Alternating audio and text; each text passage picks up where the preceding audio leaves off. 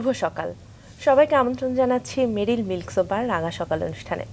আজকের দিনটি সকলের জন্য খুব ভালো কাটুক, সুন্দর কাটুক পুরোটা দিন, এই প্রত্যাশা নিয়ে আপনাদের সাথে আছি আমি সুস্মিতা এবং সেই সাথে রয়েছে আমি রোম্মান। দর্শক, শুভ সকাল এবং আমার পক্ষ থেকে আপনাদের জন্য সুন্দর দিনের প্রত্যাশা। সুস্মিতা, তোমাকেও শুভ সকাল। রোমান, কেমন আছো? খুবই ভালো লাগে আমার তোমার সাথে বসলে, কারণ শুভ সকাল বলি, শুভ সকাল সু, তুমিও সু, যদিও মাঝখানে শুধু তালব্য এবং দন্তস্বর পার্থক্য। এবং রাঙা সকালের র, তুমিও র। বাহ বাহ, খুব ভালো বললে তো। তো আজকে এমন একটি দিন, আমরা বেশি কথা না বলে একটু দর্শকদের জানাই আজকে আমাদের অতিথিকে, কারণ তার কাছ থেকে আমাদের অনেক কিছু জানবার আছে। একদম তাই, চলো। দর্শক, আজ আমাদের মাঝে রয়েছেন একজন বিশেষজ্ঞ চিকিৎসক অধ্যাপক ডাক্তার মোহাম্মদ মুজিবুর রহমান। চলুন শুরুতে তাকে স্বাগত জানাই। শুভ সকাল। শুভ সকাল, কেমন আছেন? আপনাদেরকে শুভ সকাল। আলহামদুলিল্লাহ, আপনারা ভালো আছেন? আমরা তো খুবই ভালো আছি। বলছিলাম যে আমরা বেশি কথা না বলে আপনার কাছ থেকে আসলে কথা শুনতে চাই, কারণ শিক্ষক বলেন কিংবা চিকিৎসক বলেন, তারা তো আসলে সব সময় মানব সেবায় ব্রত থাকেন, এবং পাশাপাশি কিছু চিকিৎসক থাকেন যারা শুধু চিকিৎসা শাস্ত্রে নয়, মানুষের মনটাও আসলে জিতে নেন এমন ভাবে। আপনি তাদের মধ্যে একজন। আপনার দোয়ায় আল্লাহ এটা সফল করেছেন। এটা সবার দোয়ার বরকত আমি পেয়েছি। এটা আল্লাহ আমাকে আসলে গড গিফট হিসেবে একটা দিয়েছেন। আচ্ছা, তো আপনার কাজ সম্পর্কে তো অবশ্যই শুনবো, তবে তার আগে কি করব সুস্মিতা? ওনার সম্পর্কেও আমরা জানতে চাই। অবশ্যই। আপনি তো অনেক শিশুকে নতুন জীবন আসলে দিয়েছেন, কিন্তু আপনার শৈশবটা কেমন ছিল, কতটা রঙিন ছিল, আপনার শৈশব জানতে চাই। আমার শৈশব যদি বলতে চাই, যে আসলে আমি প্রথমে আমার জন্ম নিয়ে কথা বলবো।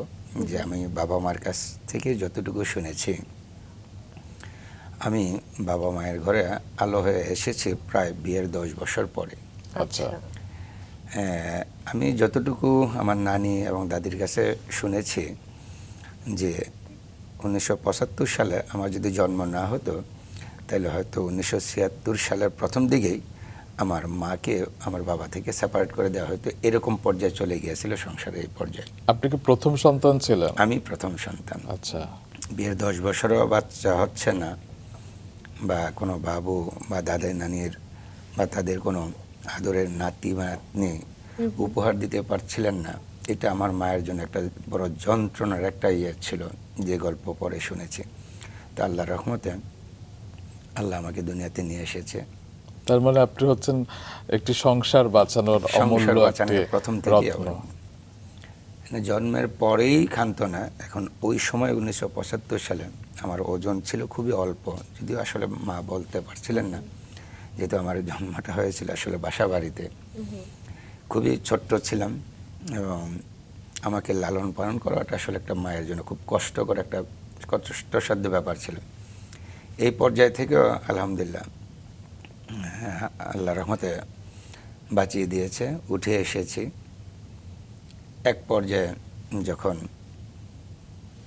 পড়াশোনা শুরু করার পর্যায়ে আসে, তখন আমি ভর্তি হয়ে হলো আমাদের পাশের গ্রামে, এটা বলা হয় শিবনগর প্রাইমারি স্কুলে। এই প্রাইমারি স্কুলে আসা যাওয়া করি। আমাদের দেশের গ্রামের নাম বৈদ্যনাথপুর গ্রাম। ওই সময় ওই গ্রামে কোনো স্কুল ছিল না, পাশের গ্রামে যেতে হতো। তো পাশের গ্রামে যাই, স্কুলে যাই, আসা যাওয়া করি। আর ওই সময় আসলে গ্রাম অঞ্চলে তো এই প্যান্ট শার্ট প্যান্টের প্রচলন ছিল না। একটা লুঙ্গি পরে স্কুলে চলে যেতাম, আবার লুঙ্গি পরে চলে আসতাম। প্রথম দিকে লুঙ্গিটা মাঝে মাঝে দেখা গিয়েছে যে লুঙ্গি পরেছে ঠিকই, কিন্তু লুঙ্গির এক পাট হয়তো উপরে আর এক পাট হয়তো নিচে। এই অবস্থা থেকে প্রাইমারি স্কুল পাস। আচ্ছা। প্রাইমারি থেকে আমি তারপরে পড়াশোনা করি। 6ষ্ঠ শ্রেণীতে ভর্তি হয়ে মুজফ্ফর আলী হাই স্কুল, যেটা আমাদের এখন বর্তমান মেঘনা থানা, আগে ছিল দাউদকান্দি। ওই সময় মেঘনা থানার জন্ম হয়নি।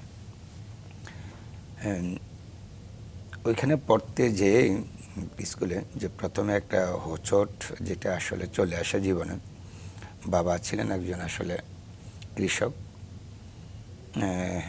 গ্রাম অঞ্চলে যতটুকু ওনার সাধ্য এবং সুযোগ ছিল, আমাকে টেনে নিয়ে যাওয়ার অনেক চেষ্টা করেছেন। তা আমিও বাবা মাকে তাদের কাজকর্মে সাহায্য করা লাগছে, এর মধ্যেই পড়াশোনা।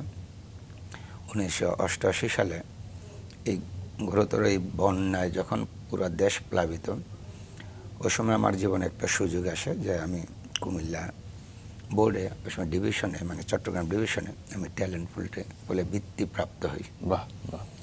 এই বৃত্তির টাকাটা আসার পরে আমার মোটামুটি পড়াশোনার গতি বেড়ে যায়। আর একটু বেড়ে যায়। এমনিতে আপনারা ক ভাই বোন? হ্যাঁ, আমরা 2 ভাই 2 বোন। আমি সবার বড়।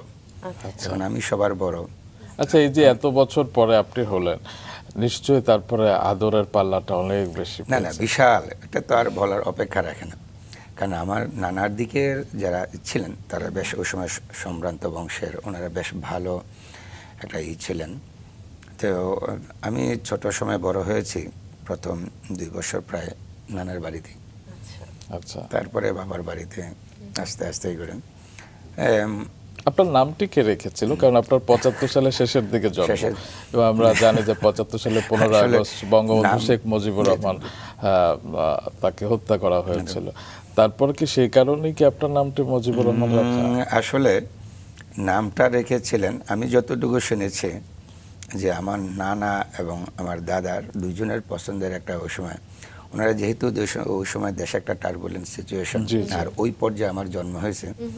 তো ওনাদের প্রত্যাশা ছিল যে ওনারা তো ওই সময় দেশ নিয়ে চিন্তা করেন না, মানে পুরো দেশের নিয়ে চিন্তা, আমাকে নিয়ে চিন্তা না করলেও ওনারা চিন্তা করেছেন যে আমি যে একটা সংসারকে বাঁচিয়ে দেওয়ার একটা যে উপলক্ষ মুহূর্তে আসছি, যে সেই কারণে আসলে ওনারা যে আমার নামটা রেখেছেন যে মুজিবুর রহমান, যে এই সময় চমৎকার। চমৎকার। সবার হয়তো ধারণা ছিল যে এই সময় এই নামটা রাখলেই হয়তো তাড়াতাড়ি হয়তো সবাই জেনে যাবে, বা এই সংসারে একটা বাচ্চা এসেছে বা একটা ছেলেবাবু হয়েছে, এটা হয়তো জানা যাবে। শুধু সেটি জানেননি, আপনি সেই গ্রামে, সমাজে, এমনকি রাষ্ট্রপ্রধানদের কাছেও পৌঁছে গেছেন। আমরা সেই গল্পগুলো তো অবশ্যই শুনবো, তবে তার আগে আপনার সম্পর্কে আমরা কিছু তথ্য জানি, সেগুলো একটু জানাতে চাই দর্শকদের, তারপর আবার গল্পে ফিরবো।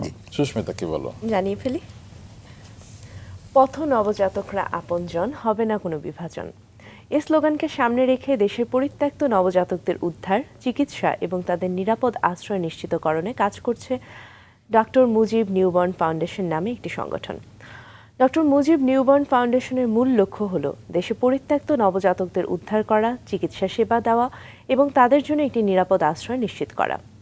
পাশাপাশি পরিত্যক্ত নবজাতকদের অবস্থা সম্পর্কে জনসচেতনতা বৃদ্ধি এবং তাদের প্রয়োজনীয় সহায়তা সংগ্রহে সমাজকে উদ্বুদ্ধ করতে এই প্রতিষ্ঠানটি অঙ্গীকারবদ্ধ।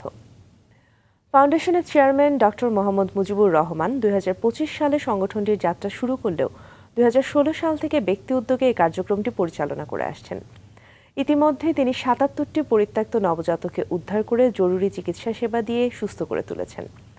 তাদের অনেককে নিঃসন্তান দম্পতির হাতে তুলে দিয়ে জীবনের অধিকার ফিরিয়ে দিয়েছেন। অধ্যাপক ডক্টর মোহাম্মদ মুজিবুর রহমান একজন প্রখ্যাত শিশু ও নবজাতক রোগ বিশেষজ্ঞ। তিনি মাথুয়াইলে অবস্থিত institute of child and mother health ICMH এর নবজাতক বিভাগ প্রধান ও পরিচালক হিসেবে দায়িত্ব পালন করছেন।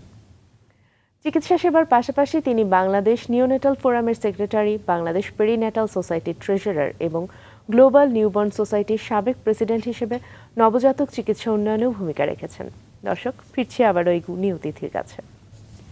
অনেক অনেক কাজ, সেই সম্পর্কে আমরা শুনবো, তবে যেহেতু শৈশবের গল্পে ছিলাম আরও কিছুক্ষণ সেখানেই থাকতে চাই। আপনি বলছিলেন যে সেই যে বৃত্তি পেলেন, তারপর থেকে পড়াশোনার গতিটা আরও বেড়ে গেল, তারপরে ফলাফল কেমন হচ্ছিল একটু শুনি। তারপরে ফলাফল যে আমি স্কুল জীবনে বরাবর, মানে 6ষ্ঠ শ্রেণী থেকে 10ম শ্রেণী পর্যন্ত আমি ক্লাসে বরাবর ফার্স্ট অথবা সেকেন্ড, রোল নাম্বার এর নিচে আসলে আলহামদুলিল্লাহ নামতে হয়নি। এবং সে কারণে বোধহয় ক্লাস ক্যাপ্টেন ছিলেন। ক্লাস ক্যাপ্টেন শুধু ছিলাম না, আমি সবার উপরে খবরদারি করার একটা সুযোগ পেয়েছি। আর এই খবরদারি করতে যে একবার একটু খুব বেতের আঘাতও খেয়েছিলাম। আমাদের বাংলা টিচার ছিলেন ওই সময়, যে হিন্দু টিচার ছিলেন, স্যারের নামটা এই মুহূর্তে আসলে মনে নেই। তো স্যার আসলে যেইভাবে প্রনাউন্সিয়েশন করতেন, তো ওইভাবে আমরা আসলে সবাই পারতাম না। তো এর মাঝখানে আবার আমি যেহেতু ক্লাস ক্যাপ্টেন, সবার বলে ফেলছিলাম যে স্যার যে একজন জিজ্ঞেস করবে, এটা আমি বলছি সবাই এক সমানে বলে ফেলবো আজকে। সবাই এক সমানে যখন বলে ফেলছি, কয়ের উচ্চারণটাই উনি আসলে একটু কিভাবে বলতে চাচ্ছিলাম আমরা পারি না। তো যখন সবাই ক করে দাঁড়িয়ে গেছি, স্যার পিঠে সেই পিছনে এসে আমাকে একটা বড় করে একটা বেতের বাড়ি, যে এটা তোকে স্যার আর কেউ বলেনি, যে এই তখন বুঝলাম যে না, স্যার আসলে ইন্ডিভিজুয়াল আমাদেরকে প্রত্যেককে আলাদা আলাদা করে শিখাতে চাচ্ছে, জানতে চাচ্ছে যে আমরা আসলে কোরাসে পড়লে বা এই পড়াশোনা হবে না। সেদিন সেই বেতের আঘাত পেয়েছিলেন বলে আজকে মিষ্টি হেসে সেই স্মৃতিটা রোমন্থন করতে না, পারছেন। ওই দিন আসলে স্যারের ওই বেতের আঘাতটা আমাকে অনেক দূর নিয়ে গিয়েছে। আচ্ছা, যে একটা পর্যায়ে যে ওই বললাম টেস্ট পরীক্ষা থেকে শুরু করে কোনো পর্যায়ে আমাকে আর সেকেন্ড হতে হয় না, আমি ফার্স্ট থেকেই বাহ। স্কুল জীবন শেষ করতে পেরেছিলাম। আপনি এটা তো আমার উপস্থাপনা এবং বক্তৃতাতেও ভালো ছিলেন শেষ। হ্যাঁ, আমি মোটামুটি ছোটবেলা থেকেই আমি যদি বলি, আসলে ওই সময় তো রাজনীতি বুঝতাম না, কিন্তু ক্লাস 7-এ যখন পড়ি তখন আমাদের ইউনিয়ন পরিষদের একটা নির্বাচনে আমাদের একজন ক্যান্ডিডেট ছিলেন, প্রয়াত ক্যান্ডিডেট, উনি ফজলুল হক সাহেব। উনি আসলে ম্যাগনার একজন প্রখ্যাত ব্যক্তি ছিলেন। তো ওনার আমাদের দেশে যখন আসলো, তো ওনার গ্রামে আসলো, গ্রামে আসার পর ওনার সাথে কথা বলার মতো কেউ নেই, সবাই তো গ্রামের মানুষের। তখন আমি দাঁড়িয়ে যে তখন ওনার সম্পর্কে যে ওনাকে ভোট দেওয়ার জন্য একটা বক্তৃতা দিলাম বিশাল বড় করে, যে ওনাকে ভোট দিতে হবে, কারণ উনি আমাদের ওই সময় আমাদের দেশে চোরের উপদ্রব খুব বেশি ছিল, বিশেষ করে গরু চুরি। আচ্ছা, এই গরু চোরদের মারতে হলে এখন ওনার মতো ক্যান্ডিডেট আর কেউ নেই, যে আমরা গরু চোর মারবো, ওনাকে ভোট দিব, কেন ওনাকে ভোটে জিতে আমরা নিয়ে আসবো। এরপর থেকে আসলে এটা সবার নজরে আসছে যে আসলে পাবলিক প্লেসও আমি কথা বলতে পারি। এবং আপনি খেলা বলেন, আপনি বলেন। এরপরে স্কুলের যত ধরেন বক্তৃতা, বিবৃতি, কোনো প্রোগ্রাম হলে অ্যাঙ্করিংয়ের দায়িত্ব পালন করার একটা সুযোগ প্রায় চলে আসতো। তো আজকে কি আমরা ভয়ে কথা বলবো না নির্ভয়ে না কথা না, বলবো? আমরা নির্ভয়ে কথা বলি এখন। আপনার কাছ থেকে শিখবো আজকে। আমরা নির্ভয়ে কথা বলি, আপনাদের কাছ থেকে অনেক কিছু আসলে অর্জন করার কিছু আছে না, জীবনে। অবশ্যই না, আপনার কাছ থেকে শিখার শেষ অর্জন নেই, করে নিই। অবশ্যই। খেলাধুলাতে আপনি ভালো ছিলেন, ফুটবল, ক্যারাম, এবং আমি শুনেছি যে ডুব দিয়ে আপনি মাছ শিকার করতেন। হ্যাঁ, আমি মাছ শিকারে আসলে খুব ওস্তাদ ছিলাম। আমি আমাদের পুকুর প্লাস হলো এই খাল বিল নদী নালা, আমার যেটা ছিল, স্কুল থেকে আগে আসতে পারলেই মাছ ধরে এখন ফ্রেশ মাছ নিয়ে আসার, এটা ছিল একটা নেশা। আর কত শিং মাছের যে আমার কাটা যে কত আমার হাতে এবং পায়ে কত জায়গায় আছে, এটা অসংখ্য ছিল, মাঝে মাঝে জ্বর এসে যেত, কিন্তু মাছ ধরাটা আসলে ভুলতে পারতাম না। খেলাধুলায় খুব বেশি এক্সপার্ট ছিলাম না, কিন্তু সব খেলাতেই মোটামুটি কম বেশি পারতাম। তবে বেশি খেলতে পারি একটা ক্রাম, আর একটা হলো লুডো খেলায় খুব ওস্তাদ। ওই ক্ষেত্রে আমি চুরিও করতে পারি ভালো, অবশ্য, কারণ লুডো খেলায় তো চুরি ছাড়া জিতা যায় না। এ ব্যাপারে একটা ছিল। তো এছাড়া ছোটবেলায় আসলে কি স্বপ্ন দেখতেন, বড় হয়ে কি হতে চান? আসলে ছোটবেলায় স্বপ্ন আমি না দেখেছি, যা আমার দাদি, আমার বয়স যখন 3-3.5 বছর, আমি যখন একটু হাঁটতে পারি, একটু করতে পারি, তখন ওই দাদি যখন বলতো যে মাথা ব্যথা, অথবা দাদি যখন বলতো যে ব্যথা পাচ্ছে, উনি নড়তে পারছেন না, বা তখন আমাদের ওখানে আমি পাতা, বিভিন্ন লতা পাতা, বিভিন্ন দিয়ে ওনার জন্য একটু ওষুধ তৈরি করে নিয়ে যেতাম। দাদি তুমি এটা খেয়ে ফেলো, তুমি খেয়ে ফেলো, সুস্থ হয়ে যাও।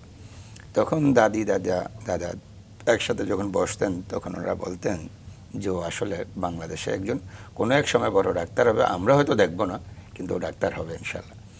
মানে আমার দাদা দাদির সেই স্বপ্নটা আল্লাহ হয়তো পূরণ করেছে, এটা আমি। তো আপনি এসএসসি দেন কবে?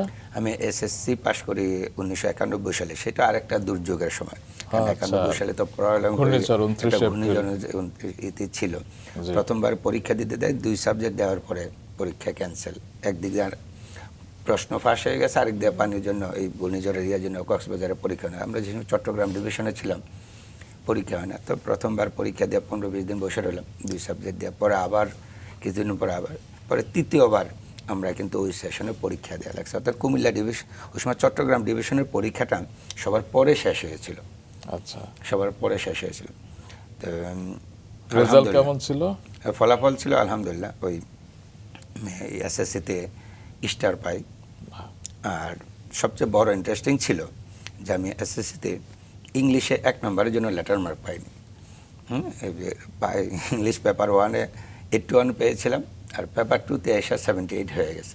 হয়তো আর 79 হলে আরেকটা, হয়তো আরেকটা খুব রেয়ার একটা অর্জন। ওই সময় আমার একটা বড়ই ছিল যে পরবর্তীতে যেটা হলো আমার টিচার বা বোর্ডের কোনোভাবে যে আমাদের ওই সময় একটা রচনা, ইংলিশের রচনা ছিল, জুট নিয়ে একটা রচনা, জি, জি। পাঠ নিয়ে একটা ছিল।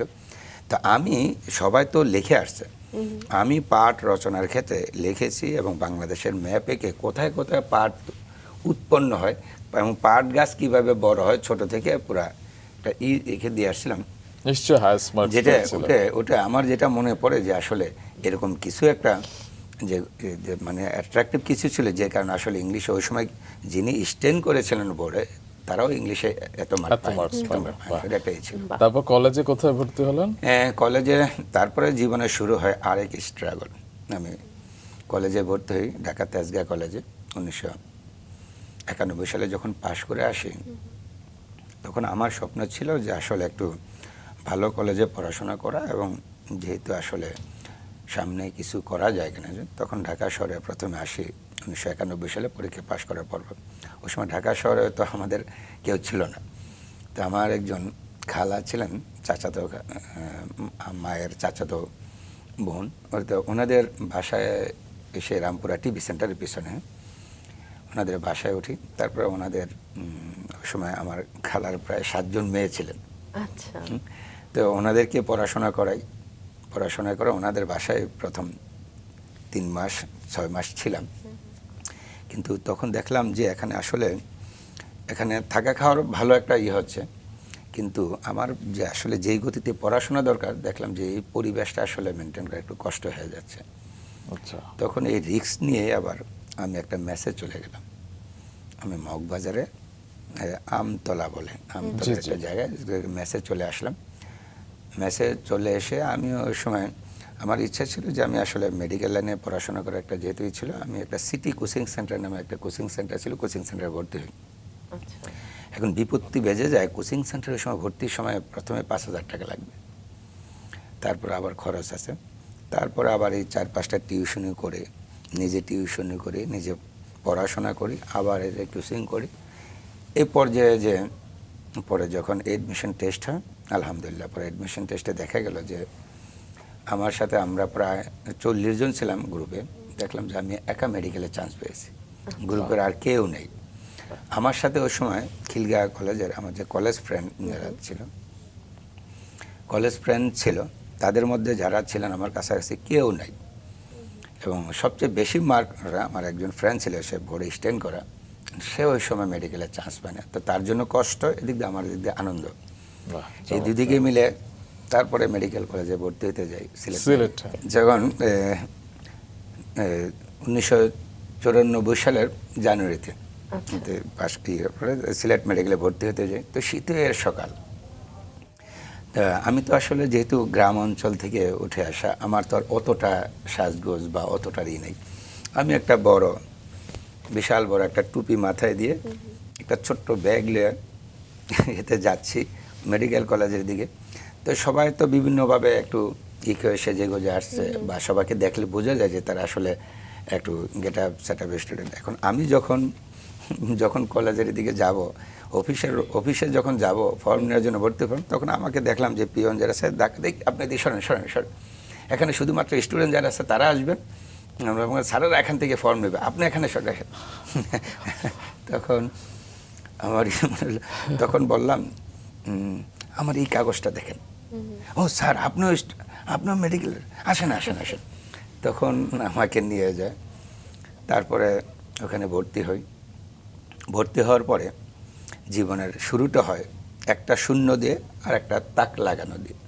কিরকম? একটা তাক লাগানো ছিল যে আমাদের যখন ইনঅগ্রেশন প্রোগ্রাম হবে, তো গ্যালারিতে সমস্ত আমরা 150 জন স্টুডেন্ট, আমাদের এই মেডিকেল কলেজের সমস্ত টিচাররা আসছেন।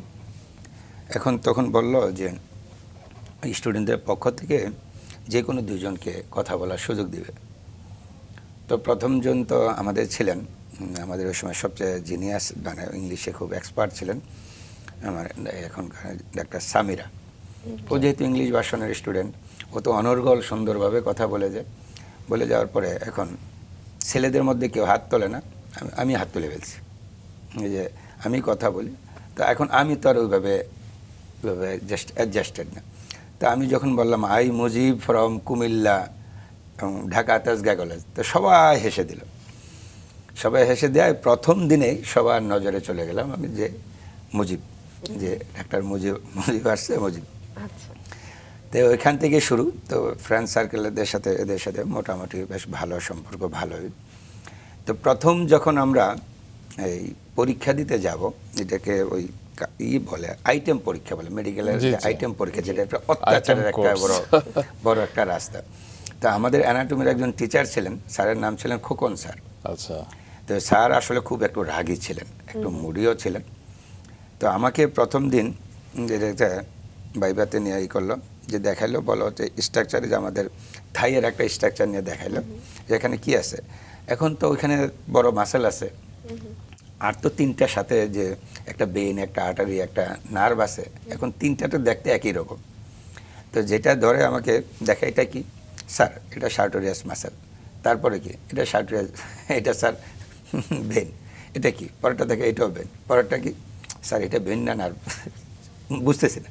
তখন স্যার তাকে যা বলি তাই সার্টোরিয়াস, তাই সার্টোরিয়াস। কী হলো? পরে একটা ছবি আঁকতে দিল, ছবি আঁকতে দিল। সবাই ছবির আঁকার পরে আইটেমে সবার খাতাটা নিয়ে গেছে, সবাইকে নাম্বার দিচ্ছে। আমি দেখতেছি 10-এ সবাইকে 6, 6.5, 7 দিচ্ছে। আমার খাতাটা নিয়ে উনি লুকায় রেখে দিলেন। তা আমি ভাবছি যে এবার আমাকে মনে হয় সবচেয়ে বেশি নাম্বার দিবে, কারণ আমারটাতে সবার কাছে আলাদা করে রেখে দিয়েছে।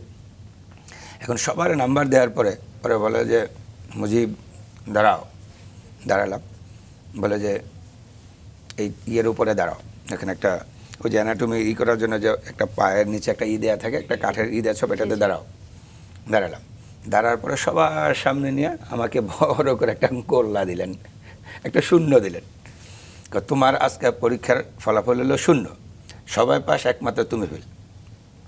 স্যার আমি কি করলাম? কয় যে তুমি এটা, তোমার ছবি সবচেয়ে সুন্দর হয়েছে, কিন্তু ছবিটা তুমি নকল করছো। অর্থাৎ তুমি বই থেকে তুমি নিজে আঁকতে পারো নাই, তুমি বই থেকে এটা করে নিয়ে চলে আসছো, কপি করে নিয়ে চলে আসছো। তারপরে দেখলাম যে আসলে এখন ছবি আঁকাতে আমি ছিলাম আসলে খুব একেবারে উইক, আচ্ছা। দুর্বল ছিলাম, ছবি আঁকতে পারতাম না। ছবিটা আসলে প্রথম ছবি এত পেঁচানো, এতই ছিল, আঁকতে পারিনি। তারপর থেকে এখন আবার শুরু হলো যুদ্ধ, এই ছবি আঁকা তো আঁকতেই হবে বারবার। তো একটা পর্যায়ে আসলো, আসার পরে যখন ফার্স্ট প্রুফ দিলাম, ফার্স্ট প্রুফে আমরা 16 জন, 150 জনের মধ্যে আমার বেঁচে যে আমরা 16 জন ছিলাম, 16 জনের মধ্যে 4 জন পাস করছে, তার একজন আমি। বাহ। একজন আমি। তারপরে এইভাবে চলতে থাকে সেকেন্ড প্রুফ। মানে যেটা বুঝেছে যে আপনার সবকিছু এক্সট্রিম ছিল। এক্সট্রিম, মানে শূন্য আমি আবার- যেটা সেটা আসলে যেটা নিয়ে লেগে থাকতাম, ওটাকে আমি আসলে আমার একটা ছিল, যেটাকে শেষ করতে হবে। আচ্ছা। ওইটাকে শেষ করতে হবে, ওইটাকে আসলে শেষ না করে আসলে করতাম না। যেভাবে হোক, যার কাছ থেকে হোক, সাহায্য নিয়ে ওইটাকে শেষ করা ছিল আমার একটা, এটা একটা প্রত্যাশা এবং পণ ছিল, যে আমি ধরলে এটাকে শেষ করবো। এটা তো মেডিকেলে পড়ার সময় কি আপনি সিদ্ধান্ত নিয়েছিলেন যে শিশু এবং নবজাতক হ্যাঁ, শিশুদের- আমি শিশু এবং নবজাতক নিয়ে পড়াশোনার সিদ্ধান্তটা আসে যখন আমি ইন্টার্ন করতে যাই। কারণ ওই সময় আমি 5th ইয়ার ফাইনালের আগেই আমি আসলে বিয়ে করেছি, যেটা আরেকটা বড় হলো যে মানে আমি স্টুডেন্টের শেষ পর্যায়ে ইন্টার্ন শুরু করবো এই সময়। তা আমি বিয়ে করেছি, এবং ইন্টার্ন অবস্থায়, ইন্টার্নে যখন 6 মাস চলে, তখন আমার আবার একটা বাচ্চা, মেয়ে বাচ্চা হয়েছে, বড় মেয়েটা ওই সময়। তো এই মেয়ে বাচ্চাটাকে আমি ওই সময় বেতন পাই সরকার থেকে, ওই সময় ভাতা পাই 3800 টাকা বা 4200 টাকা, একজ্যাক্ট মনে নেই, 38 বা 42। বাসা ভাড়া 1200 টাকা, খাবার দাবার জন্য বাকি টাকাটা খরচ করে তো মেয়েটা নিয়ে ওখানে থাকি। তো যে সময়টুকু পাই, সবাই আমার ফ্রেন্ড সার্কেলে যারা আছে, অনেকে একটু বাইরে কাজ করতো বা চেম্বার করতো, প্র্যাকটিস করতো। আমি ইন্টারনেট সময় আর কিছু না করে মেয়েটাকে একটু সময় দিতাম সুযোগ পেলে, আর মেয়ের মা মেয়েটাকে রাখতো, আর আমি হসপিটালে পড়ে থাকতাম সারাদিন।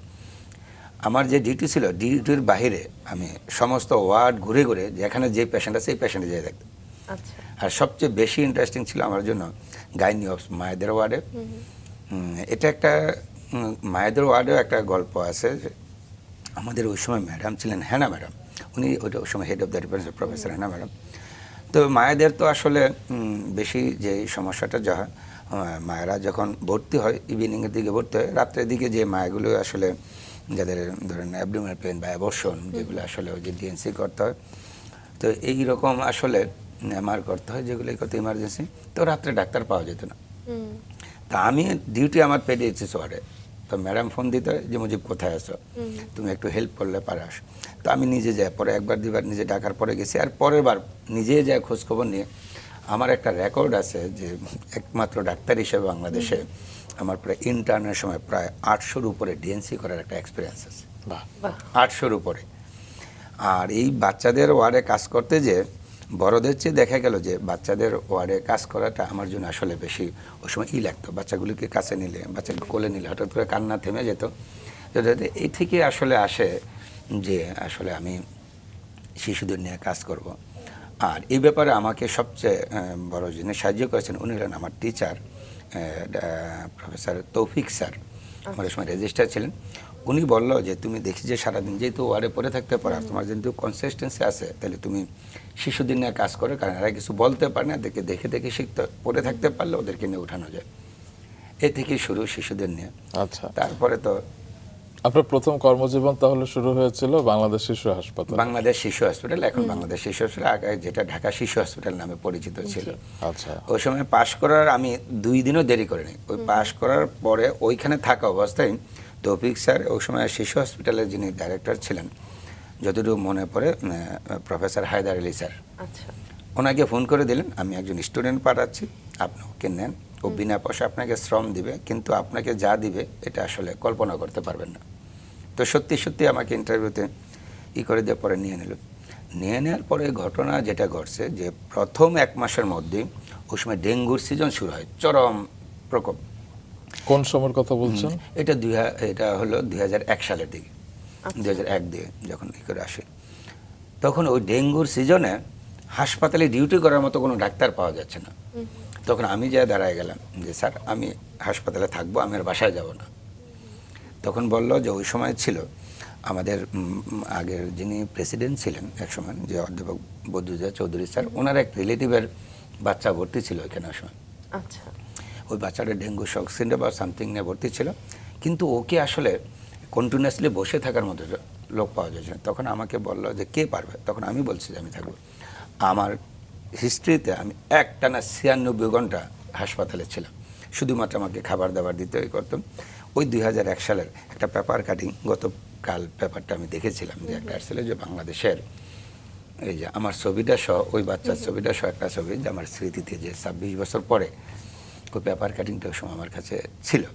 যে আমি এখানে আসার আগে মনে হলো যে আমি আসলে এই ডেডিকেশন নিয়ে কাজ করার ফলেই কিন্তু আজকে আল্লাহ হয়তো বা এই পর্যায়ে নিয়ে আসছে। তারপর ওইখানে অনারি থাকা অবস্থায় ওইখানে পড়াশোনা করি, পড়াশোনা করতে করতে ওইখানে আমি চুপে চাপে ডিসিএস আবার ডিপ্লোমা ইন চাইল্ড হেলথের চান্স পেয়ে যাই। তারপরে ওটা পড়াশোনা করি, আবার ওইখানে একটু এখন সংসারও আছে, মেয়ে আছে, মা আছে, মা বাবা আছে, সেটা একটু প্র্যাকটিসও শুরু করি। এখন এই করতে করতে মোটামুটি প্রথম দিন প্র্যাকটিস করা সম্ভবত 40 টাকা পেয়েছিলাম, খুব খুশি। 40 টাকা নিয়ে এসে পরে মিরপুর 10 নম্বরে যায় চটপুটির দোকানে যায় বাচ্চা সহ চটপুটি খেয়ে 10 টাকা খরচ করে বাকি 30 টাকা নিয়ে বাসায় চলে গেছি। খুব ইতিহাস খুব মনে পড়ে, যে খুব এটা মনে পড়ে। তারপরে ওইখান থেকে আমার আরেক teacher professor M A K Azad Chowdhury sir এবং প্রফেসর রুহুল আমিন, ওনারা বললেন যে আমি এফসিপিএস পরীক্ষা দিব। বললাম যে স্যার আমি এফসিপিএসও করতে চাই। তুই কত কিছু করবা, তুমি সংসার করবা, তুমি এই করবা, তুমি, আমি স্যার আমাকে দেন স্যার, দেখে আমি একটু চেষ্টা করি স্যার। তারপর আবার এফসিপিএসের জন্য ট্রাই করা শুরু করি। তো এফসিপিএসের ফর্ম ফিল আপ করে আমি ওইখানে পেডিয়াট্রিক্স লিখে দিয়েছিলাম যে শিশুর উপরে আমি এফসিপিএস করবো। তখন ওই নামটা কেটে দিয়ে তখন স্যার বললো যে তোমাকে আমি কেটে দিয়ে তোমাকে শিশু থেকে ছোট করে দিলাম, তোমাকে নবজাতক করে দিলাম, তুমি এবার নবজাতকে পরীক্ষা দেবা। এই নিউরোলজিতে এই শুরু হয় নিউরোলজির যাত্রা 2008 সাল থেকে। আবার আচ্ছা, পড়াশোনা করে করে তখন স্যারেরা বলছিলেন যে আগামী 15 বছর পরে আয়সা তুমি আমার সাথে আবার সামনে দাঁড়াবা, তারপরে কি হয় 2020 সালের পরে তোমার সাথে কথা হবে। তো সত্যি সত্যি 15 সালে বাংলাদেশের 7ম ব্যক্তি হিসাবে আমি এফসিপিএস নিউরোলজি পাশ করি। আর ওই নিউরোলজি পাশ করা অবস্থায় আমি একটু সোনারগাঁতে আবার প্রথমে মিরপুর মণিপুরে চেম্বার করতাম। তারপরে ওইখানে যে এই সময় ঢাকার এই সার্কেলের একজন এডিসি বা এসপি ছিলেন, ওনার বাবা হঠাৎ করে অসুস্থ হয়ে যায়। তো ওনাকে দৌড়ে ওনার বাসার নিচে আমার চেম্বার নিয়ে আসে। আমি দেখলাম ওনার পাস বিপি কিছু খুঁজে পাওয়া যাচ্ছে না। তখন ভাবলাম ওনার তো এমআই হয়েছে। তো আমার কাছে যেটা হতো, আমিও চেম্বারে ইমার্জেন্সি একটা বক্স ফার্মেসির বাহিরেও নিজের কাছে প্যাথেডিন, মরফিন, তারপরে ইটি টিউব, পরানোর টিউব, তারপরে স্যালাইন, ক্যানুলা, এগুলোর সাথে সবসময় রাখতাম ইনস্ট্যান্ট। আমি ওনাকে একটা ক্যানুলা ওখানে করে দিয়ে ওনাকে একটা প্যাথেডিন ইঞ্জেকশন দিয়ে আমি সোজা এনআইসিবিটিতে পাঠিয়ে দিই। এনআইসিবিটিতে যাওয়ার পর ওনার জ্ঞান ফিরে আসে। ওইখানে ডাক্তাররা যখন ইসিজি আর করলেন, তার জন্য অ্যাঞ্জিওগ্রাম করে দেখে যে ওনার মেসিবামায়, যে ওই সময় যদি ইঞ্জেকশন না দিতে পারতাম তাহলে উনি হয়তো আর সার্ভাইভ করতো না। তারপরে উনি এর সাথে আমাকে আমার চেম্বার বড় করে দেওয়া, আমাকে করে দেওয়া, সারা এই মিরপুর জোনে যত রকমের পুলিশের লোকজন ছিল সবাইকে জানাই দিল যে যদি কারো গুরুতর অসুস্থ করে ডাক্তারের দরকার তুমি এখানে চলে আসো। তারপর চেম্বার একটু জমে গেল। বাহ। তারপরে মাতোয়াইলে পরবর্তীতে তারপর 2005-এ চলে যাই আমি মাতোয়াইলে। 2005-এ মাতোয়াইলে একটা institute of child and motherhood, ওইখানে একটা সার্কুলার হয়। ওই সার্কুলার দেখে আমি পরীক্ষা দিতে যাই। তারপর ওইখানে পরীক্ষায় অ্যাডমিশন টেস্টে আমি ফার্স্ট হই। তারপরে এখন তো ওই যুগে তো চাকরি বাকরিতে আসলে রিকোয়েস্ট বা ছিল, কারণ আমার তো রিকোয়েস্টের তেমন একটা কেউ ছিল না, দরকারও ছিল না। দেখা গেছে যে এখন আমাকে ছাড়া নেওয়ারও উপায় নেই, একটা পর্যায়ে দেখা গেছে ওখানে। তো আপনি আগে ছিলেন চিকিৎসক, পরবর্তীতে যখন আপনি প্রশাসক মানে অ্যাডমিনিস্ট্রেশনে কাজ করলেন, সেই অভিজ্ঞতা কেমন ছিল? আসলে এখন যতদিন আসলে এই চিকিৎসক হিসাবে ছিলাম ততদিন আসলে স্বাধীন ছিলাম। মানে অন্তত কাজ করার পরে ক্লিনিক্যাল করে আমার যেখানে যা প্রয়োজন আমি অতটুকু কাজ করা, চেম্বার করা, প্র্যাকটিস করা। কিন্তু প্রশাসক যখন হয়ে গিয়েছি তখন আসলে একটা বাইন্ডিংসে চলে আসছে। এই জন্য একটা জায়গায় যেতে হলেই আবার এক্সিকিউটিভ ডাইরেক্টরকে বলা, নিজের চেয়ারে আবার একটা ফাইল আসলে সময়মতো সিগনেচার না করতে পারলে কোন স্টুডেন্ট কে কোথায় আটকে যায়, কে করে, আসলে একটা টেনশন কাজ করে। এগুলো নিয়ে আসলে প্রশাসক হলে আপনার দায়িত্ব, আপনি যখন চিকিৎসক থাকবেন তার চেয়ে অবশ্যই বেশি থাকবে, এটাই স্বাভাবিক। কারণ আপনি যদি আবার শুধু প্রশাসক হইতেন, চিকিৎসক না হইতেন, তাহলে আবার এতটা টেনশন থাকতো না। কারণ আপনার চিকিৎসক, আপনার প্রশাসক, এদিকে আপনাকে পেশেন্টও ম্যানেজ করতে হচ্ছে, অ্যাডমিনিস্ট্রেশনও ম্যানেজ করতে হচ্ছে। আর আমি শিশু মাতৃস্বাস্থ্য ইনস্টিটিউটে এই 24 সালে খুব একটা টার্বুলেন্স সিচুয়েশনে ওইখানে আমি এখন ডাইরেক্টরের দায়িত্বে আছি, ওই সময় নির্বাহী পরিচালকের দায়িত্বে ছিলাম। নির্বাহী পরিচালক হলে শিশু মাতৃস্বাস্থ্য ইনস্টিটিউটের মানে সর্বোচ্চ পোস্ট, ইনস্টিটিউটের হেডের পোস্ট। তো 3 মাস আমি ওইখানে ছিলাম। কিন্তু ওইখানে যে গত 17 বছরের যে অনেক ছিল, যে 50 জন কর্মচারী ছিল যাদের 17 বছর যাবৎ চাকরি ঝুলেছিল, তাদের চাকরিটা পার্মানেন্ট হয় না, তারা কোর্টে মামলা করে, কেউ আসছে চাকরি, কেউ নাই। খুবই এই অবস্থার মধ্যে ছিল। তো সবাই আমার জন্য এই সময় আন্দোলন করে আমি যখন চেয়ারে বসি, তো প্রথম দিনে যে কাজটা করা লাগছে, যে কোর্টে যাওয়া লাগছে, কোর্টে যে প্রথম দিনে যে আসলে কোর্টে যে বিচারকের সামনে বলা লাগছে যে এই 50 জন ডাক্তারের মানে কর্মচারীর বিরুদ্ধে যে আগে ইনস্টিটিউশনের হেড যিনি আসলে ওনাদের এগেনস্টে দাঁড়িয়ে আছে, এটা আসলে আমি চাচ্ছি না। আমি ইনস্টিটিউট প্রধান হিসাবে এখন আমি ওনাদেরকে চাচ্ছি যে ওরা আসলে চাকরিটা ফিরে পাক, ওদের সংসারটা বেঁচে থাকুক। বলে যে আপনাদের গভর্নমেন্টের অনেক মানে এখানে অনেক ইনভলভমেন্ট আছে, টাকা পয়সা, আমি কিচ্ছু বুঝি, আমি ওদের জীবনটাই বুঝি। তো দেখলাম যে বিচারক আর কিছুই বললো না। পরে 3 দিন পরে শুনি যে ওদের রায় হয়ে গেছে, ওদের সবার চাকরি হয়ে পার্মানেন্ট হয়ে করার জন্য উঠেছে। আমি নিজ হাতে আবার এগুলো কাগজপত্র সিগনেচার করেছি জয়েনিং থেকে। তাদের আসলে 50 জন লোকের আসলে ওরা শুধুমাত্র ভিন্ন অবলম্বনী থাকার কারণে তাদের চাকরি চলে গেছে। এমনি ডাক্তারদের এর মধ্যে আবার 14 জন ডাক্তারের চাকরি চলেও গিয়েছিল, ওরা আর ফিরে আনতে পারে, কিন্তু যাদের সুযোগ ছিল অতটুকু করে দেয়। প্রথম একটা কাজ করে দিয়ে আলহামদুলিল্লাহ জীবনে এটা শুরু করতে পেরেছি, এটা আমার কাছে ভালো লেগেছে আসলে। চমৎকার। 2015 সালে একটি ঘটনা আপনাকে খুব গভীরভাবে নাড়া দিয়েছিল এবং তারপর থেকে আপনার এই এখনকার যে যাত্রা অবিরামভাবে চলছে, সেই ঘটনাটা একটু শুনতে চাই। 2015 সালে আমি যখন এফসিপিএস নিউরোলজি জানুয়ারিতে পাশ করি 2015 সালে। তা আমি আসলে যে প্রথম থেকেই বাচ্চা নিয়ে বা শিশুদের নিয়েই কাজ করছি। তা আমি 2015 সালে বেসিক্যালি ছিলাম একজন মানে ওই সময় এনআইসিতে নিউরো ইন্টেন্সিভ কেয়ার ইউনিট, ওই সময় তো ইন্টেন্সিভ কেয়ার ইউনিট ছিল না, নিউরোটার ওয়ার্ড ছিল। তো আমার পোস্টটা ছিল রেজিস্ট্রার, মানে রেজিস্ট্রার আর মেডিকেল অফিসার সমান। আচ্ছা। তো আমি ওই সময় 24 ঘন্টায় ডিউটি করি। তো একদিন ইমার্জেন্সিতে বিকালবেলা ডিউটি করছি। তো বিকালবেলা ডিউটি করার সময় তো যখন নবজাতকদের ইয়েতে করে, তো একটা কিউতে বেশ কয়েকজন মহিলা মা বাচ্চা নিয়ে, কেউ বা নানি, কেউ দাদি বাচ্চা নিয়ে ছোট্ট ছোট্ট বেবি নিয়ে দাঁড়ায় আছে। তো একবার একটু খেয়াল করলাম যে এই প্রথম 4-5 জন বাচ্চা মায়ের পরেই একজন ভদ্রমহিলা ওনার বাচ্চাটা কোলে নিয়ে এসে বললেন যে, আরেকজনের পাশে যিনি ছিলেন তাকে বলেন যে আপনার আমার বাবুটা একটু রাখেন, আমার একটু ওয়াশরুমে যেতে হবে, জরুরি ওয়াশরুমে যাবে। তো মা উনি তো ভাবছেন হ্যাঁ তো আসলে তো ওয়াশরুমে যাবে, তো জরুরি প্রয়োজনে হেল্প করবে না কীভাবে। বাচ্চাটা উনি কোলে নিলেন, কোলে নেওয়ার পর ওনার কাছে দিলেন, উনি ওয়াশরুমের কথা বলে কোন দিক দিয়ে যে কোথায় গেলেন, 1 নম্বর 2 নম্বর 3 নম্বর 4 নম্বর বাচ্চা দেখে ফেলছে, যখন সিরিয়াল আসছে এখন ওর জন্য তার কেউ আসে না। উনি যিনি কোলে নিয়েছেন উনি বাচ্চাটা নিয়ে আসে দেখছেন না, বাচ্চাটা ওই সময় শ্বাসকষ্ট, বাচ্চাটার হাত পা কালো হয়ে যাচ্ছে, বাচ্চাটা খিচুনি শুরু হয়ে গেছে, কি করব। তো দৌড়ে নিজে উঠে এসেই ইমার্জেন্সিতে উঠে এসে তাকে আগে ভিতরে নিয়ে তাকে অক্সিজেন দেয়, তাকে সাপোর্ট দেয়, তাকে সাপোর্ট দেওয়ার পরে সে বাচ্চাটা একটু সেটেল হওয়ার পরে আবার তার গার্ডিয়ান খোঁজার চেষ্টা করে। টিকেটে যে একটা নাম দিছে, নামের কোনো খবর নেই, মানে আর কোনো ওই সময় তো মোবাইল নাম্বারও এরকম আসলে ছিল না, মোবাইল নাম্বারও নেই, আর তোরকে ট্রেস করে কোথায় পাওয়া যায়। তো বাচ্চাটা ছিল লাইফ সাপোর্টে 1 দিন 2 দিন 7 দিন 15 দিন 3 মাস পরে বাচ্চাটা সেটেল হয়। সেটেল হওয়ার পরে এখন এই বাচ্চাটাকে আসলে এই বাচ্চাটার এই যে হাসপাতালে সরকার নাইলে তাকে ওরা বেড ভাড়া মাফ করতে, তার নিত্য প্রয়োজনীয় ওষুধপত্র কোথা থেকে আসে। তো আমি আমার নিজের বেতনের টাকা দিয়ে, প্রথম জীবনের বেতনের টাকা ওইখানে যে একটা বাচ্চার পিছনে খরচ করি, যে আমি বেতনের টাকা দিয়ে ওরা ওষুধপত্র এবং নর্মাল জিনিসপত্রগুলি কিনে না দিই, যেগুলো হসপিটালে সাপ্লাই নেই। তারপর থেকে তাকে এই 3 মাস লালন পালন করার পরে সে দেখে যে আমি যখনই কাছে যাই তাকে বাবা বলে যখন ডাক দিই, সে দেখে আমার দিকে তাকায় ওঠে। আচ্ছা, সে তাকে যখন কোলে নেয়, সে কারো কোলে যে হাসে না, আমার কোলে আসলে সে নিজে নিজে হাসে। তখন এখন এই বাচ্চাটা এখন কি করব। তো এখানে একটা বাচ্চা আছে, এরকম একটা নিউজ সব দিকে ছড়িয়ে গেছে, তো অনেকে বাচ্চাটা নিতে আসে। জি, এখন বাচ্চাটা দিব কিভাবে। তখন আমি লোকাল থানাতে যোগাযোগ করি, ওই সময়ের প্রশাসনে যারা ছিলেন, আমার যেখানে ডাইরেক্টর দায়িত্বে ছিলাম, ইডি দায়িত্বে ছিলেন, ওনার সাথে কথা বলি। তখন বললো যে তুমি লোকাল থানায় যোগাযোগ করো। মাঝখানে একবার ধমকও দিলেন, কি তুমি একটা ঝামেলা একটা করে দিলে, এখন এই বাচ্চা কোথায় নিয়ে যাব, কোথায় কী করবো। আসলে প্রশাসনের তো একটা ঝামেলাই তো। জি, তারপরে যে লোকাল থানায় যোগাযোগ করবো, থানা থেকে বললো যে আপনাকে আনঅফিসিয়ালি 2টা অ্যাডভাইস দিতে পারি, অফিসিয়ালি অ্যাডভাইস দেওয়া সম্ভব না।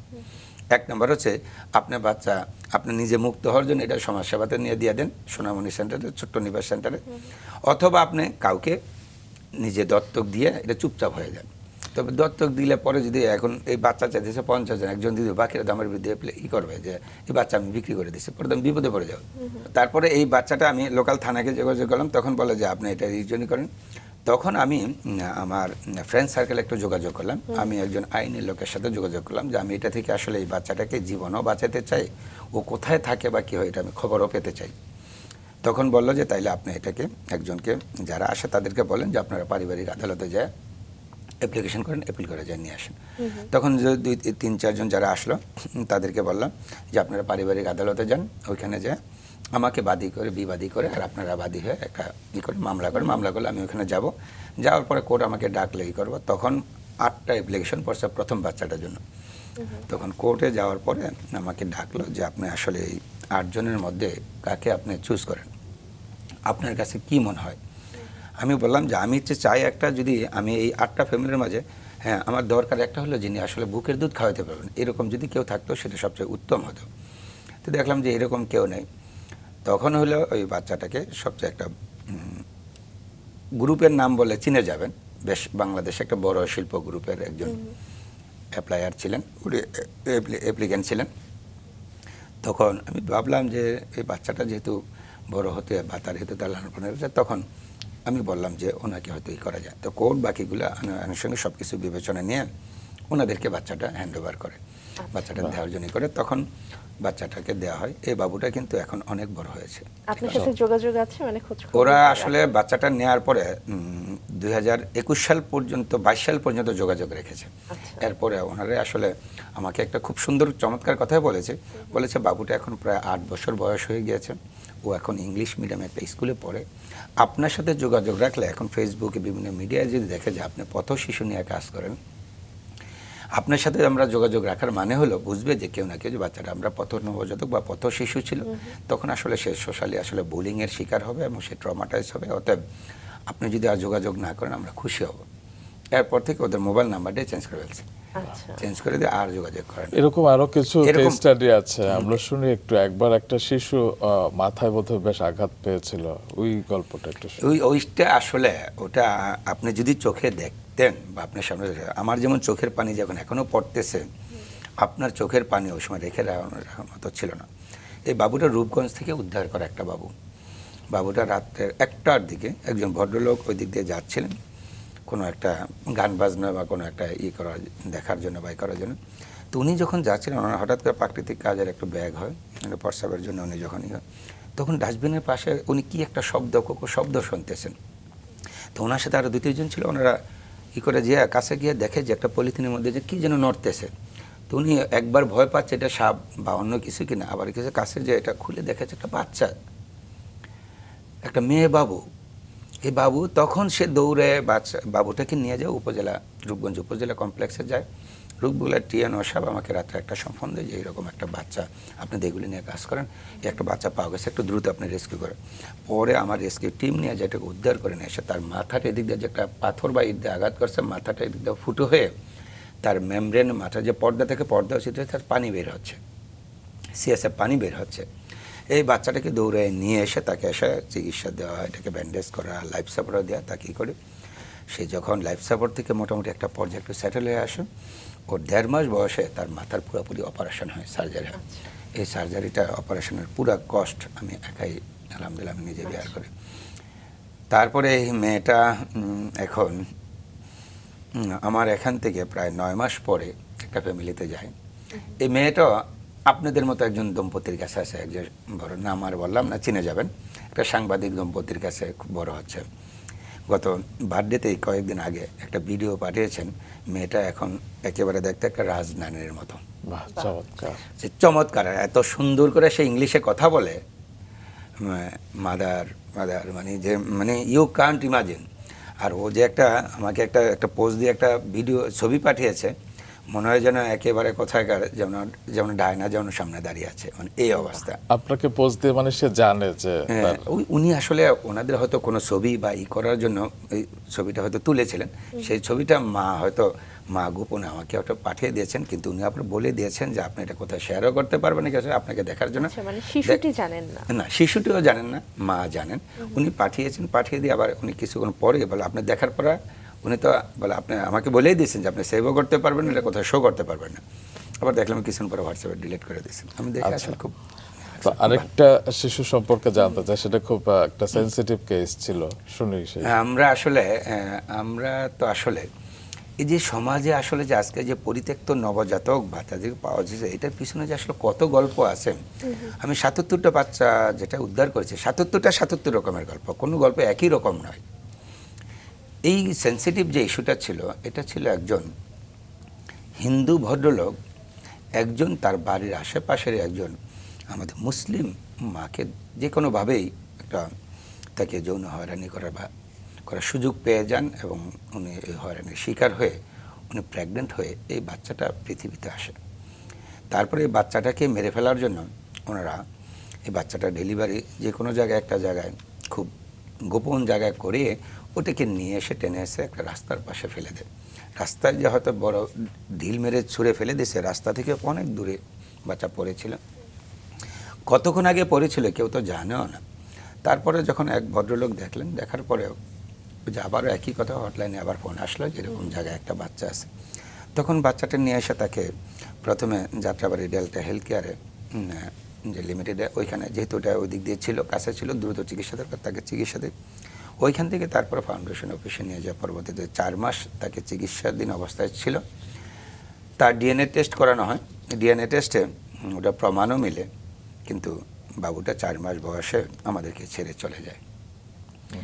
তখন যিনি মা ছিলেন তাকে আমি ডেকেছিলাম, শেষ মৃত্যুর মুহূর্তে তাকে ডেকেছিলাম। উনি আসলে একটু পর্দা বা করে দাও, আননোন ফেসে এসে উনি বাচ্চাটা দেখে গিয়েছেন, কিন্তু লাশটা উনি নেওয়ার সাহস পায়নি। আমরা আমাদের এই ফাউন্ডেশনের যে ডেডিকেটেড কবরস্থান আছে, ওই কবরস্থানে তাকে দাফন করা হয়েছে। আচ্ছা, এখন এই বাচ্চাটা এসে দেখে যাওয়া, স্যার আর কিছু বলো স্যার, এখন আপনি যদি বলেন নিতে পারি, কিন্তু আমি হয়তো সুইসাইড করে মরা ছাড়া তার কাছে থাকবে না, আমি নিয়ে কী করবো। তখন এখন আমার বাচ্চাটা মরছে, এখন আমি হয়তো মরতে হবে। তখন এই কথা শোনার পরে তো আর কিছু বাকি থাকে না, তখন আর চিন্তা করে শুধু তাকে দাফন করা হয়েছে। আরেকটি বিশেষ ঘটনার কথা অবশ্যই জানতে চাই আমরা, কারণ 2021 সালে আমাদের বর্তমান মাননীয় প্রধানমন্ত্রী তারেক রহমান একবার আপনাকে একটি আর্থিক অনুদান দিয়েছিলেন। জি, এটা আসলে আমার জীবনের একটা স্মরণীয় ঘটনা এবং আমার ফাউন্ডেশনের জন্য আসলে একটা বড়ই, কারণ ওই সময় আমার ফাউন্ডেশনের কোনো অস্তিত্ব নেই, আমি ব্যক্তি মুজিব। তো একটা বাচ্চাটা মায়ের নাম ছিল, আমরা যেটা ছিল মানে সদ্য নাম দেওয়া ছিল সজনী, বিভব সজনী, একটা 700-800 গ্রামের একটা ছোট্ট একটা বাবু। এই বাবুটা দোলায় পর আবার একইভাবে যাত্রাবাড়ি ডেল্টা হেলথ কেয়ারের ইমার্জেন্সিতে ভোরবেলা রেখে চলে যায়, কারণ ওরা জানে যে এখানে আমি আসি বাইরে।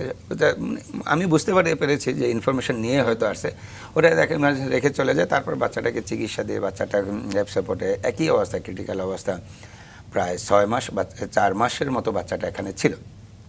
এটা নিউজ করে ওই সময় চ্যানেল আই আর হলো প্রথম আলো একটা নিউজ করে যে আলোর পথে সত্যের সন্ধানে বা কি একটা এসে। এটা যে কোনোভাবেই হোক আমাদের বর্তমান প্রধানমন্ত্রী জনাব তারেক রহমান স্যারের কাছে এটা যে কোনোভাবে নিউজটা পৌঁছে। তখন উনি আমাদের বর্তমানে যিনি আমাদের এই যে সমাজ কল্যাণ মন্ত্রী professor AZM Zahid Hossain sir, আর হলো এখন যে আমাদের মাননীয় প্রধানমন্ত্রী ব্যক্তিগত চিকিৎসক আছেন মনোরুল ইসলাম বিটু, ওনাদের মাধ্যমে উনি ওইখান থেকে ওনাদের নির্দেশে ওনারা একটা খাম নিয়ে আসে আমার কাছে। তো আমি একটু আশ্চর্য হয়ে গেছি। রাত 9টার সময় আমাকে প্রথমে ফোন দিয়েছেন আমাদের জাহিদ স্যার যে তুমি হসপিটালে আসো থাকো, কারণ ওই হাসপাতালের সাথে স্যার ওই সময় থেকেই যুক্ত। তারপরে উনি ফোন দিয়েছেন যে তুমি এখানে থাকো। আমি বললাম যে কী হয়েছে, আবার কোনো অপরাধ করলাম নাকি? তো বলে নাই তো। তখন আসার পরে দেখি যে বিটু এসে একটা খাম ধরে দিলেন যে এই 50,000 টাকা জনাব ওই সময় যে আমাদের বর্তমান প্রধানমন্ত্রী উনি আপনার এই বাচ্চাটার জন্য চিকিৎসার জন্য পাঠিয়েছেন, এটা আপনি এই বাচ্চার জন্য খরচ করবেন। আমি তো এই প্রথম কারো কাছ থেকে কোনো ডোনেশন পাওয়া বা একটা পাওয়া, সেটা তো আমার সৌভাগ্যের একটা বড় ব্যাপার হয়ে দাঁড়ালো।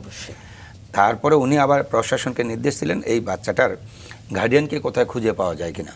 তারপর ওরা 1 মাস চেষ্টা করে সুনামগঞ্জের ধীরাই উপজেলা অজপাড়া গ্রামের এক থেকে ওকে উদ্ধার করে বাবা মাকে নিয়ে আসছিল। কিন্তু তাদের কাছে বাচ্চাটা পরবর্তীতে দেওয়া হয়েছিল। তাদের কাছে কথা ছিল যে মাননীয় প্রধানমন্ত্রী মাসে একটা অ্যামাউন্ট দিবেন, আমি 5,000 টাকা মাসে দিব, তারা বাচ্চাটা যেন লালন পালন করে। কিন্তু যাওয়ার পর আবার 1 সপ্তাহ পরে বাচ্চাটা একটু অসুস্থ হয়, ওনার বাচ্চাটা ফেলে দেয়, পরে বাচ্চাটা আলটিমেটলি যায় মারা যায়, আর পরে আর কোনো পাওয়া যায় না। তখন তো তিনি প্রধানমন্ত্রী ছিলেন, ওই সময় একজন মানবিক উনি ছিলেন, ওই সময় মানবিক তারেক জিয়া, ওই সময় তারেক রহমান ছিলেন, উনি বিএনপির এই সময় তখন তিনি লন্ডনে থাকতেন, লন্ডন থেকে অ্যাক্টিং চেয়ারম্যান বাইরে। তারপরে ওটাকে অনুসরণ করে ওটা এনে করে তো এই বৎসরের এই গত মাসে জুলাইয়ের 16 তারিখ আমার জীবনের আরেকটা স্মরণীয় দিন। হঠাৎ করে আমার কাছে একটা ফোন আসে যে মাননীয় প্রধানমন্ত্রী আপনার সাথে মনে একটু সৌজন্য সাক্ষাৎকার করতে চান, এরকম একটা ওনার অভিপ্রায় আছে, যদি সব কিছু ঠিকঠাক আমি আপনাকে ফোন দিলে আপনি সচিবালয়ে অমুক জায়গায় চলে আসবেন। আচ্ছা, এর আগে আপনাদের কোনো যোগাযোগ তো সামনে? এর আগে আমার সাথে ওনার সাথে সামনাসামনি কোনো যোগাযোগ নাই, কোনো নাই, কোনো ধরনের নাই। আমি আমার প্রত্যাশা ছিল যে উনি যখন একদিন ওই যে কি গাছের সাথে কথা বলে কি একটা নিয়ে যে করছে, গাছ নিয়ে কাজ করে, যখন আমার ওয়াইফ আমাকে বলতেছিল শোনো মাননীয় প্রধানমন্ত্রী ওনাকে যখন ডেকেছে কোনো না কোনো দিন তোমাকে ডেকে ফেলবে, এটা একদম প্রস্তুত থাকো, আমার ওয়াইফ বলেছিল আমাকে। আচ্ছা, তাই সত্যি তার 1-1.5 মাস পরেই আমার এই যখন ফোন আসলো তখন আমি রেডি। তখন আমাকে যখন ফোন করলো আমি কি একা আসবে, পরে প্রথমে বললো যে আপনার সিভিটা পাঠান, তারপর বললো যে একটা কিছু ডকুমেন্টস আছে পাঠানোর পরে 1 ঘন্টা পরে বললো যে আপনার দুপুর জাস্ট 1টার সময় সচিবালয়ের 5 নম্বর গেটে আসে আপনি হাজির হবেন। তখন আমি বললাম আমি কি একা আসবো নাকি করতে পারবো? বলে আপনি কাকে আনতে চান? আমি বললো যে আমার ফাউন্ডেশনটা তো চালাই তো বেশি, আমার ওয়াইফ, ওনাকে নিয়ে আসা যাবে কিনা। তখন বলে যে আমি 5 মিনিট পরে জানাচ্ছি। 5 মিনিট পরে এসে বলে যে হ্যাঁ আপনার ওয়াইফকে নিয়ে আসেন। তখন আমরা দুজনে 1টার সময় সচিবালয়ের 1 নম্বর গেটে যে হাজির। তারপর ওইখানে দেখি যে আমাদের নিয়ে যাওয়ার জন্য গেল। আমি সবচেয়ে বেশি যেটা আসলে আবেগ আপ্লুত এবং সবচেয়ে বেশি হয়েছে যেটা মাননীয় প্রধানমন্ত্রী উনি চেয়ার ছেড়ে এসে দরজার পিছনে দরজাটা খুলে উনি দাঁড়িয়ে আছেন। আমি যাওয়ার পরে আমি স্যারকে সালাম দেওয়ার আগে স্যার আমাকে সালাম দিয়ে ফেলছে। তারপর যাই বসলাম, বসার পরে বলল যে মাননীয় প্রধানমন্ত্রী বললেন যে আজকে আপনার সাথে আমরা আসলে দুপুরে লাঞ্চ করব। তারপরে দুপুরে লাঞ্চ করলাম।